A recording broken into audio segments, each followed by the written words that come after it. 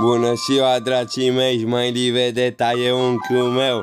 Așa va fi mereu, pentru că el m-a ajutat să mă ridic în lumea asta, fără cap, fără minte. Smiley Vedeta e unchiul meu, el m-a ajutat să mă ridic și m-a promovat și mi-a dat multe like-uri, multe comentarii, multe distribuiri și multe like-uri la poste.